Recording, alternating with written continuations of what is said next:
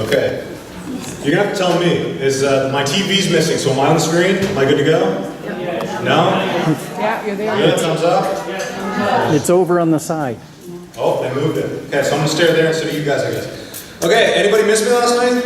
Anybody even notice? Okay, that's Yeah, good. we Thank you. noticed. Thank you. Okay, so what we've been doing this week is I have 5 minutes each night to talk about a thing I like to call blinding faith. And what we're talking about are basically, we're looking at 1 Peter 3:15, where it says, when you sanctify the Lord God in your heart, you're called to have a reason for the faith that is in you. And what we're doing is we're looking this week at reasons for the faith that is in us. If you joined us on Saturday, I believe, we looked at the origin of the universe.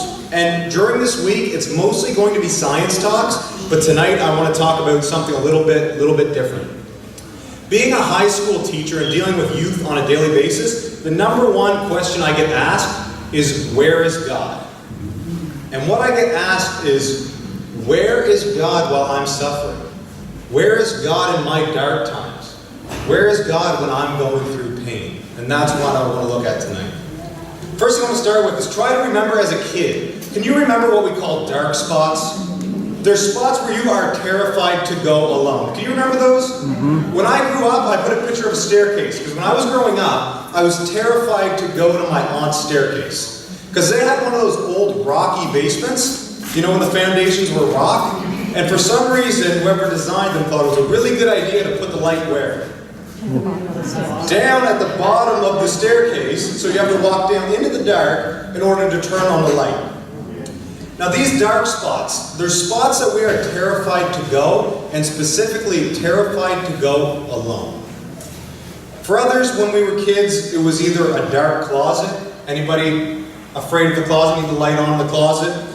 For others, it was under your bed. You had monsters under your bed. These were the dark spots when you were kids.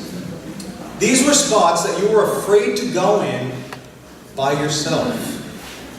As we get older, though, these dark spots didn't go away.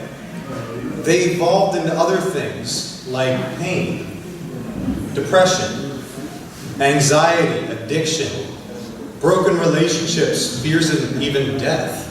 These are the dark spots now that we're adults, the spots that we are afraid to go in alone. Has anybody had times like that?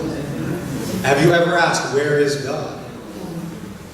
I want to share with you my dark spot, which you can probably guess by the attire I'm wearing. But about 2 months ago, I heard the 3 scariest words of my life. I remember sitting in a dark doctor's office for the test that I was doing. I remember being on the examination table and waiting over half an hour to hear my results. Instead of the one doctor coming back in, there was 2. One had their head down and couldn't look me in the eye. The other one came in and they looked at me and they said, Frank, I don't know how to tell you this, but you have cancer. At the age of 25, I was diagnosed with cancer. Cancer was my dark spot. It was the time in my life that I was afraid to go into alone. It brought me back to the top of that staircase when I was a little kid. The spot that I looked down into and couldn't see any light. It was a spot that I could not bear to go into alone. But here's the good news that I want to share with you tonight. We have, as Christians, a light that shines from our darkness and shines in our darkest times. Amen.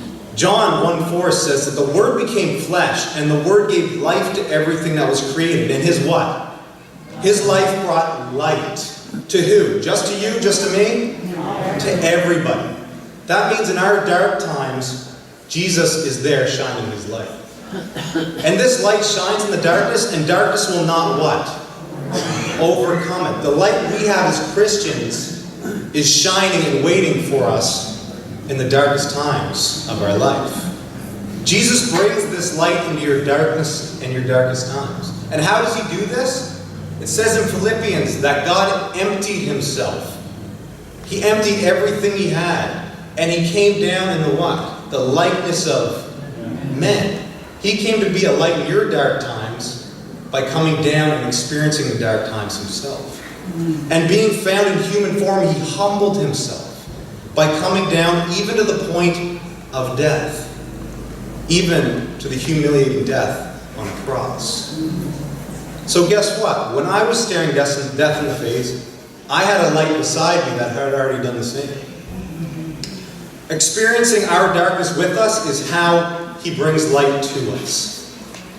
By experiencing our darkness with us in order to shine his light for us. John 1:9 says, "This true light gives light to every man that comes into the world." And guess what we're called to do after we experience this light?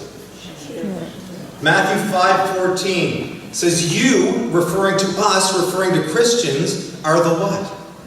The light of the world. Like a city on a hilltop that cannot be hidden. No one lights a lamp and then puts it under a basket. Instead, a lamp is placed on a stand where it gives light to everyone in the house. In this same way, let your light shine, Christians. Let your light shine in someone else's dark time because you've seen Jesus shining in yours. Amen. Let your light shine out for all to see so that everyone will see who? Let your light shine so that they are attracted to the light that drew you. We are called to reflect the light of Jesus. I want to end by saying this. The answer to the question that I always receive dealing with youth, where is God, is not found in a philosophical argument.